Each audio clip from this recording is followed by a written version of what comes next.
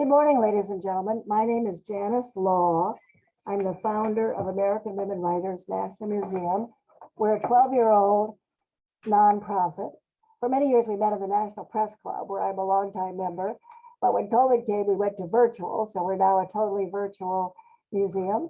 If you'd like to make a donation, our website is www.americanwomenwritersnationalmuseum.org. Our mission is to honor America's premier women writers, historic and contemporary.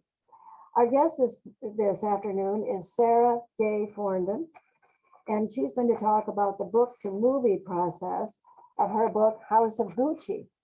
And House of Gucci was made into a movie of the same title, and one of the stars is Lady Gaga. Sara is currently an editor with Bloomberg News in Washington, D.C., where she's part of a team that covers technology and corporate lobbying. And she spent a long time in the 80s, I think 20 years or something like that, in Milan, where she covered the fashion industry for Women's Wear Daily. And so obviously that was the ground on which she trod, and she knows it very well and wrote about it. And we're very honored to have her here today. And I'm going to just turn it over to Ms. Forden. If you'd like to ask questions, you can mail them to AWWNM1@gmail.com. It's the same address where you made your reservation. We don't have time to take questions today because I'm going to give her the full time. And so just email them there if you have questions for her. I'm sure she'd be delighted to answer them. Ms. Forden, welcome. We're so happy to have you. You are Thank you. America's premier women writers. Go ahead. Thank you. It's very exciting to be here with you all, and I'm interested in your group and would love to join if you're still taking members. So yes. It's a great initiative. So, well, thank you for having me, and I'm very flattered and appreciative of your interest in my book and in my story. And as Janice said, I lived in Milan for 22 years, from 1988 to 2010. I got there because I did the SAIS Johns Hopkins program here in Washington, D.C., but they also have a program in Bologna, Italy. So that was the start of my Italian chapter. I learned fluent Italian through their Corso Intensivo, which was excellent. And I decided that I wanted to move to Milan to be a business correspondent. At that point, I knew the vocabulary, the business and economic vocabulary, and I wanted to report on business. So I didn't set out starting to write about the fashion industry. That really emerged in the early years that I was in Milan. I realized that the big business and the growing business in Milan was the fashion industry. And it was labels like Armani and Versace and Missoni and Ferré at the time, which doesn't exist anymore, we're really making this quantum leap from being family labels and family ateliers into mega brands. And I thought in the long term, people are going to be a lot more interested in reading stories about Armani and Versace than about the Milan Stock Exchange. And so I moved over. Women's Wear Daily was looking for a business reporter because their reporter had left to go and write for the Wall Street Journal, and they were terrified they were going to get scooped. So my job was to come in and make sure they didn't get scooped on anything. So the Gucci story was not an obvious book to me for years, and I covered it primarily because I was interested in the business story, because it wasn't a top-tier brand in the fashion spectrum in those years. It was really kind of a face-off between Armani and Versace. So Armani was like the king of beige, and Versace was the sort of hot, sexy, colorful. He had the top models and was courting Hollywood and sort of doing the whole celebrity circuit. And I went to the first press conference that Maurizio Gucci held in 1991. He had just opened a fabulous new headquarters in Milan, a stone's throw from La Scala. And he was all about how he was going to take his family brand and reposition it at the top of the luxury goods market. And at that point, Gucci was considered very much of a has-been, sort of dusty family leather goods maker. And it wasn't even in Milan, until Maurizio opened the headquarters. So it wasn't an obvious story. And I covered it for 6 years as a beat reporter, kind of in and out. And what happened was I actually, my first story I wrote for the Wall Street Journal My second story was after I'd moved over to Women's Wear Daily, and people started coming out of the woodwork and telling me how Maurizio's grand plan to turn the company around was failing miserably. And he had cut out all the lucrative products like the GG logo bags that were canvas bags that were just a cash cow for the company. He'd cut them out because he wanted to make it, really top tier leather goods brand like Hermes. And they were not selling at that point because the market hadn't recognized that there was a new Gucci product available, and people were leaving and they weren't being able to pay their suppliers. So it quickly turned into a very bad business story. And I was writing, tough stories about how this grand plan was going south. And then things evolved. He lost control of the company in 93. He was murdered in 95. His ex-wife was arrested for the murder a good 2 years later in 97. And it wasn't until the company started to take off again under the management of Domenico De Sole and Tom Ford that I saw that there was a kind of a narrative arc to the story. And there was also an upswing. So I saw it as kind of the rise and the fall and the rise again. But I wanted to share with you because the light bulb moment for me when I decided to write the book actually happened in Arlington, Virginia at the Quincy Library. And I was home visiting family, and the library had just opened, and my dad wanted to show it to me. So we walked in, and the first thing I noticed was that the old card catalog in the research department was over against the wall. And the new thing was there was a computer in the research section. So that also dates, how long ago this was. And I walked up to the computer and I said, well, let's see what it can do. And Gucci was very much on my mind because I had been writing all these articles. And I had always wanted to write a book, but I knew that I wasn't a novelist. I'm a journalist, I deal in facts, and I couldn't figure out what the book was going to be about. And I typed in Gucci into this computer in the research department. And those are the years when Google still spit out 10 blue links. And of the 10 blue links, I think I'd written about 8 of them. And I was like, oh my God, that is what the book is going to be about. I know something about something. And it was going to be Gucci. So that's just, I share that because, it's not always obvious how something is going to occur to you or how something is going to take shape. And this was, completely unexpected. And yet when I saw those 10 blue links, it was like that moment of knowing, this is what I'm going to do. So then I had to figure out how I was going to do it. And I had a full-time job. I had a 3-year-old. I had no clue how I was going to write this book. And the first thing I did was I spoke to my sources. So one big advantage I had was that I already knew a lot of the pieces of the story because of my reporting. So it's lovely when a book idea can come out of, your beat reporting or something you already know about. So I had conversations with Domenico De Sole, who was the CEO at the time, with Tom Ford, who was the designer, with Dawn Mello, who had helped Maurizio with the turnaround plan. She had been the president of Bergdorf Goodman here in the States, and he wanted her to do the same thing that she had done there for Gucci. And those were the main people. And I asked them if they would help me because I needed to know that I could get the story. And that's really important because I'll give you an example. When Versace was murdered in 97, there was a journalist who like instantly signed a multi-figure deal, I think with Random House for the Versace story. And the close associates of Versace were so offended by that they shut him out. And he ultimately had a very hard time delivering a manuscript. So you have to have, good access to the story.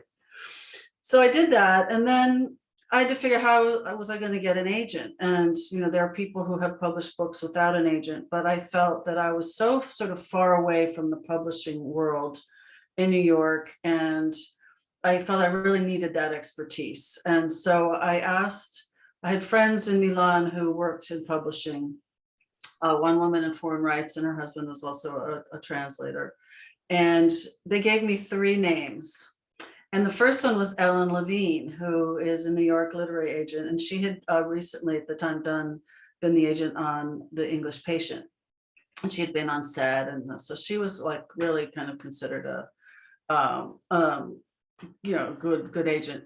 So my friend said, go start with Ellen and see if she'll take you. And if she does, then just forget the other two names. And so I wrote Ellen a letter and I sent some of my clips from Women's Wear Daily about the Gucci story. And I said, I'd like to write a book. It's about Gucci. I'm going to be in New York. I think I was going for a visit in a couple of weeks. Would you like to meet?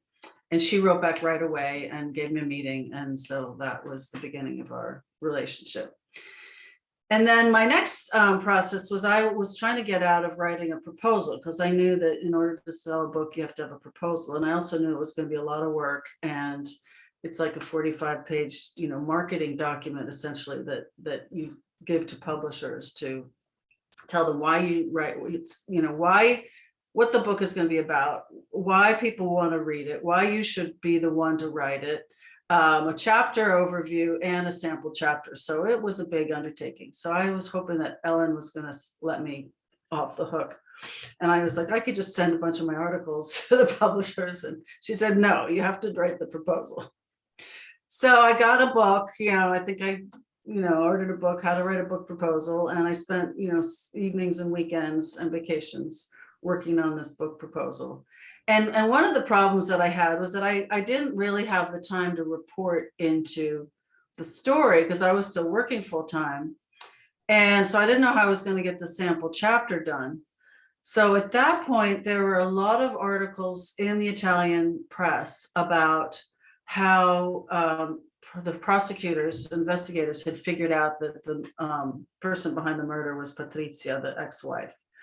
And so what I told Ellen, I said, I'm going to call a lot of this material. I'm going to write a chapter about how they broke the case. And I'm going to call a lot of the material from these news reports because I can do it. And then when I actually get the book contract, then I'll go in and report into that. And so she was fine with that. So that's how I tackled the sample chapter.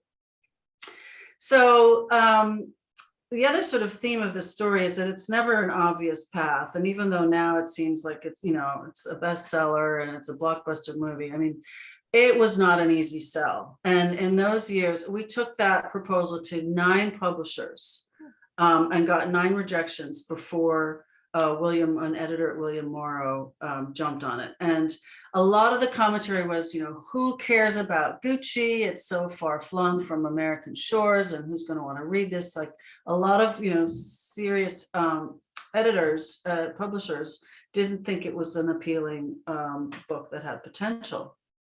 But Betty Kelly was an editor at William Morrow, and she had been a senior editor at Cosmopolitan magazine, so she understood the fashion story. And she also had married her second husband, and she were renovating like an abbey in Tuscany. So she was going to Italy a lot. And Tuscany is, in the Florence area where the Gucci story started. So she totally got the story. She bought the book. I got a good advance. So I was able to take a sabbatical from my day job. And I was off starting on writing the book. So what was I going to say about that? All that whole process, took probably like a year. So then I started writing the book, and I think one of the things that I want to say is that, I thought that I was super disciplined, competent journalist, organized. I had my chapter outline. I was just going to knock off a chapter. I had 12 chapters. I was just going to knock off a chapter a month, and I was going to be done.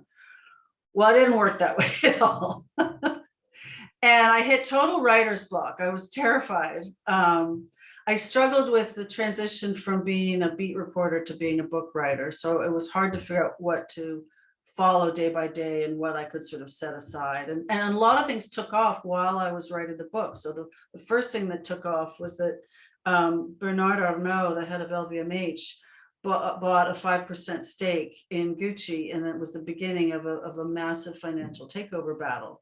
And so again, there were like news reports, in the papers every day. And I was a business journalist. So I was trying to figure out, what do I need to know here so that I can distill this, for the later chapters. At the same time, I was doing a deep dive into the history of Gucci and re-reporting an old book that was full of inaccuracies, and trying to get Gucci's to talk to me. So I was faxing in those days. I mean, I had email, but really we faxed letters to people. And so that was very time consuming.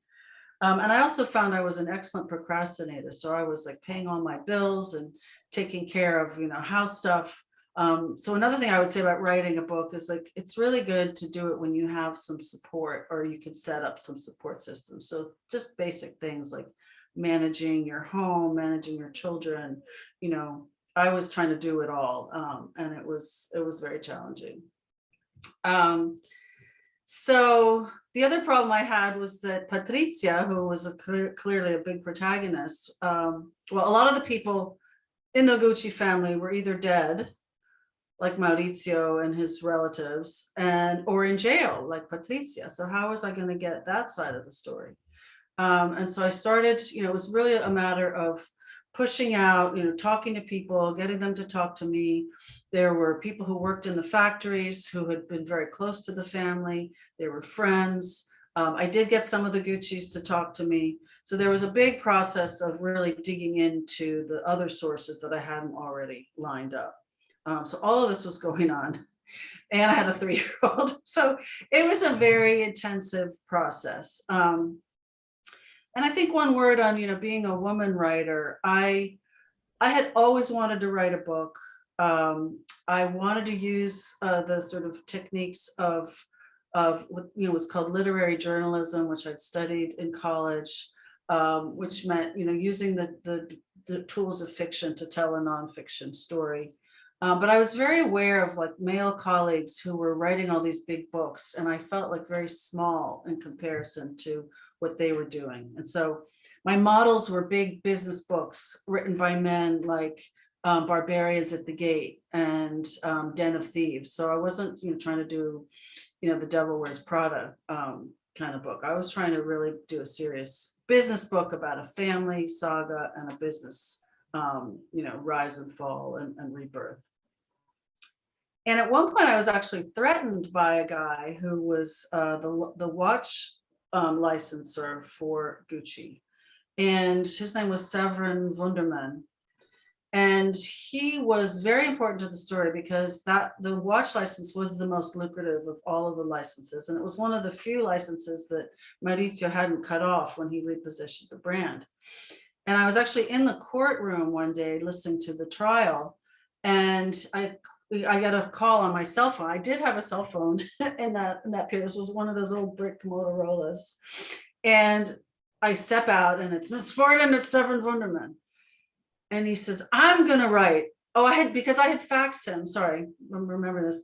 I had faxed him a letter saying I'd like to tell the story of the watch license. And he had a relationship with Aldo. There was a famous story where they had almost like had a fist fight in the New York hotel where Aldo was staying, and Severin was trying to pitch him the watch license. And so there was a lot of color in that relationship. So Wunderman's on the phone with me and he says, I'm going to write the Gucci book, and it's my story, so I don't have to get permission from anyone to tell it. I can just write it. And I'm very wealthy and I'm going to make the movie. And so your book is going to be nothing. And at the end of this phone call, I was literally shaking in my boots, and I was already insecure about my, big endeavor. And I was overwhelmed. And then I had this guy basically telling me he was going to do the book and I was going to be nowhere. And I knew that like, it's always, there are subjects that multiple books have been written about, but it is true that first is best. And so I was worried about that. And I went back to I had rented a little office in a studio. And I think that's also a good thing for writers, like, Virginia Woolf, A Room of One's Own. I was not going to be at home with a 3-year-old, pounding on the door. I needed a space to write this book. And I went back to my office, and I thought, what can I do? And I just thought, I have to kind of be like the tortoise and the hare, and I just have to stick to my path and do the best I can and take it as it comes, which is what I did. And Wunderman never wrote the book. He never made the movie.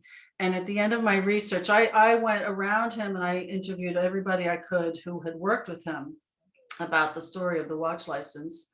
And at the end, I had distilled that story into about 3 pages, and I fed those into the fax machine and asked them, I said, dear Mr. Wunderman, I know you didn't want to give me an interview for this book, but I have distilled your story to the best of my ability in these pages. I would really appreciate if you would take a look and let me know if there's 1, anything wrong, and 2, anything you would like to add. I literally fed the last page into the fax and the phone rings, and it's Wunderman. Says, Miss Forden, you have a choice. Next weekend at my chateau in the House of France, or the weekend after at my townhouse in London, and I'll give you the interview. So I couldn't do the chateau because I had childcare issues, but I did go to the townhouse in London, and I ended up interviewing him for like 6 hours. I mean, usually an interview would be maybe 1 or 2 hours. And he was a fascinating individual. His own life story could have been a book. He was an orphan from Eastern Europe. He had literally come to the States with nothing, pulled himself up by his bootstraps, turned into an incredibly self-made man, wealthy. He cured himself from cancer by writing checks to the cancer hospital of his choice. And he launched a second very successful watch company after he ended, after Gucci took back the watch license. So his story was amazing. So I didn't end up writing all of it, but I did, embellish what I could for the book. So, so by the end, I was kind of in a crisis. I had a complete writer's block when I started. Those chapters were not, churning out the way I thought. I had extended my leave for another year, and for 6 months, and I was literally a month away of having to turn in the book, and I had half of it written. And I didn't know what I was going to do. And I had a 3-year-old who had to go to nursery school. So I made a deal with my now ex-husband that he was going to take our daughter back to the city and get her into the nursery school program and look after her. And I was up in the mountains at his family's house in Cortina in the Dolomites, which is probably one of the most beautiful places in the world. So at least I had beautiful surroundings. And my mom and I made a deal. My mom was a reporter in her early years, and she was as she retired, she was an editor for the Department of Commerce, and she was a really good editor. She loved to edit, and so she agreed to be my editor. And so this was to the point about, these days publishers don't really, and editors who work for publishers don't really edit. You really need to have your own editor. And I wanted to say a word about editors and mentors. I also had a mentor who was Terry Agins, who was at the time the fashion reporter for the Wall Street Journal. So she was also one of the few reporters who was writing about the business side of fashion the way I was. And she had hired her own editor. So luckily I didn't have to hire my mom. She did it for free. And we started passing chapters back and forth over email. So I was in Italy, she was in Arlington. I would work all day and type up, my file. I would email it to her at the end of my day, 5 or 6, which was 11 or 12, her time. She would pick it up, work on it in her day, email it back to me overnight while I was sleeping, and then I would pick it up in the morning. And she did a really good thing. She took all of her comments and things that she had cut and questions and put them in bold in the bottom of the file. So I got a clean file back, and then she kind of explained what she had done. So I could go back and rework things. And that worked so well because I already had all my material. It was really at that point just a writing issue. So we finished the book in a month, and I handed it in on time. And when I handed it in, and I mean, those of you who have already written books know this, when you do a book contract, you agree to handing in a certain number of pages. And the publishers, make their cost projections based on the printing costs and how much they think it's going to cost. So this book was supposed to be something like 385 pages. I don't remember the exact number. And I handed in a manuscript that was 100 pages long. And I thought, well, I've said everything I want to say in here, and hopefully it'll be fine. Well, it wasn't. It wasn't fine. They said, you got to cut 100 pages from your book. And if you want, we'll do it for you. And I was like, oh no, it's my baby. I can't imagine letting somebody hack at it. And I went through it, and there wasn't a chapter. Like, the easy thing to cut 100 pages would just be to cut a chapter, but there wasn't a chapter that I thought we could live without. So I went back through this thing, and I line edited it line by line, and I squeezed all the fat out. And I actually think that it made the book much better. And so I got 100 pages out by literally just cleaning up every sentence and making it as tight and as you make it work as hard as possible. So that was also, important experience. So give me an idea how much time I have left, because I want to get to the path to the movie. You have about 17 minutes, 15 Okay. 17 minutes. Okay, great. So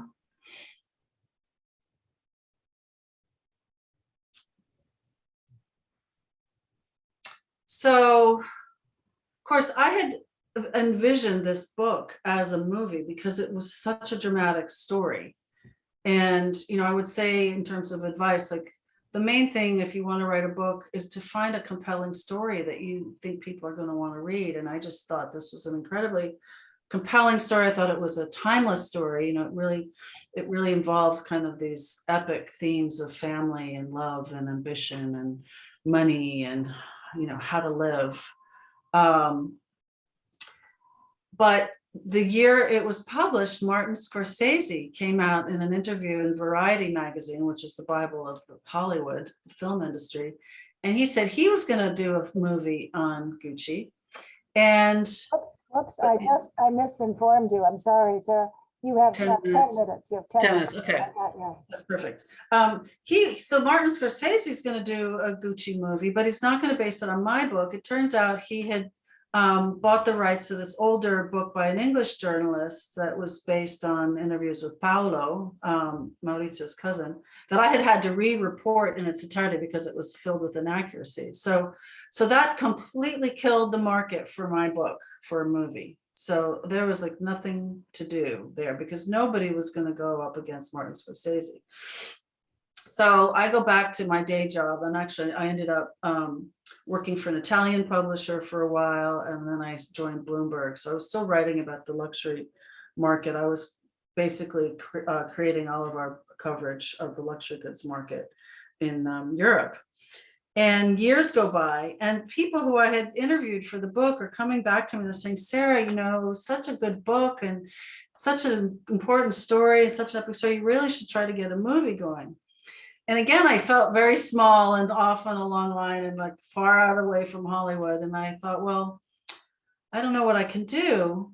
And at a certain point, I did have, Scorsese never made a movie. I did have interest from some small independent directors, but that didn't last very long. And then, about 13, 14 years ago, Ridley Scott's wife, Janina, gives an interview to Variety magazine saying Ridley Scott is going to do the Gucci movie. So I asked my agent, who is the associate of Ellen in New York. Ellen's a literary agent in New York, and she has an associate in LA who's Judy. And Judy puts in a call to Ridley Scott's people, and she comes back to me. She says, they don't want to give you an option. They are doing their own research, and they have ties to the Gucci family, so they don't need your book. So again, I'm like, okay, nobody wants my book. So then the years go by, and I hear that they have this project, in development, and they've hired screenplay writers. And I'm thinking, there's no way, even though it's a nonfiction book, the facts are out there. It's true that anybody could just use the facts and make their movie. But I thought, there's no way I did such an intensive reporting and researching job of stringing together the story. There's no way that somebody is going to make a movie and not use my book. It's like, it was the perfect roadmap. So I go to consult a media lawyer who is a friend of mine recommends, who's in Paris. because again, I didn't have access to these kinds of people with this kind of expertise. And his name is Philippe, and I'm in Paris covering the shows, and I set up a meeting with Philippe. And I've sent him my book, so he knows the book. And he said, Sarah, it's a great book. You know, it really deserves to be, you know, the basis for the movie. But he said, it's not surprising that a director, an independent director like Ridley Scott, doesn't want to give credit to you or your book, because he's, you know, these are the kinds of people who are creatives themselves, and they want to own their projects and they want to develop their own projects. So he said, but the thing to do is, the way this movie industry works, when the independent director is ready, they will have to set the project up with the big studio. And the big studio, that's the moment where your project is going to come on the desk of the chief legal officer of the big studio. And that person is going to want to make sure that all the rights have been tied up. And that's the moment when you and Judy should strike. So I think that makes perfect sense. And I go back to Milan and I type an email to Judy. Judy, this is when, you know, we should strike. I hit send, and literally minutes after I hit send, I get a phone call from Judy. And she's laughing and she says, Sarah, I just got your email. I was just about to send you an email. Ridley Scott is offering you an option for your book. So that was about 12 years ago. And at the time, it wasn't based on credit. It was, you know, what my book was one of the resources that they were using for the book. And then more years passed and they were not successful in getting a screenplay that they liked. From what I heard through the grapevine, I was not in touch with them. And do you want me to leave you a few minutes at the end just to say a few close? No, go ahead. Go ahead. Okay. You're doing a perfect job. Okay. So I moved back to the States in 2010. My 3-year-old is now 14, and it's time for her to like get to know her American culture and her grandparents and get into, you know, start getting ready for, you know, applying to college. And well, you know, she goes to high school here and then college. And at that point, I'm covering tech issues and tech policy and antitrust. And so I'm out on the West Coast for a business trip. And I think, well, maybe I should just go and meet the people at Ridley Scott's team in Los Angeles. And Judy says, I think that's a great idea, Sarah. You've essentially been in business with them for 10 years because they had consistently renewed the option.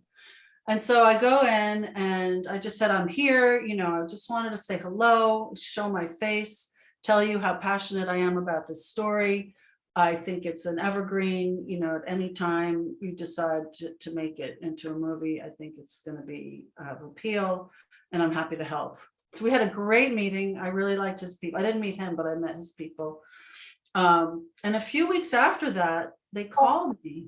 Oh, Justice, we have 4 minutes, Sarah. Okay. So I might take some of that time to praise you. You did a fabulous job, and we really appreciate you speaking to us. You displayed for women one of the essential qualities, which is to hang in there. Yes. Never, never, never give up. If there's something you want, just hang right in there. And your career and your talent are so illustrative of that. So we really, really appreciate it. So did you get to go to the movie premiere? Could you? Thank you. I think Also, I'll just finish the story. So they called me and they said they had hired a new screenplay writer. His name was Roberto Bentivegna. He was Italian. He had grown up in Milan. His mother had worked for Armani, so he totally got the story. So I was able to consult on the screenplay with Roberto. I got to go to the premieres. Oh, okay. I went to 3 premieres, London, New York, and LA. Wow. And it's been almost like a Cinderella, you know, moment. It's been very surreal and very exciting. Well, your foot fit the glass slipper. So Sorry? your foot fit the glass slipper. You Oh, said yes. Cinderella. Your foot fit the glass slipper. And, That's great. Like, or you made the glass slipper fit your foot. it fit. Yes.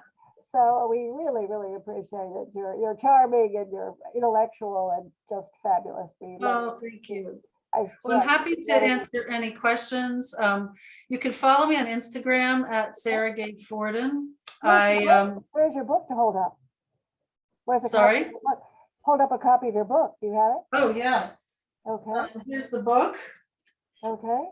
And this is the Italian edition with the yellow stripe and the French edition with Okay. the red stripe. And I also have a website, and you can order it through the website, saragayforden.com.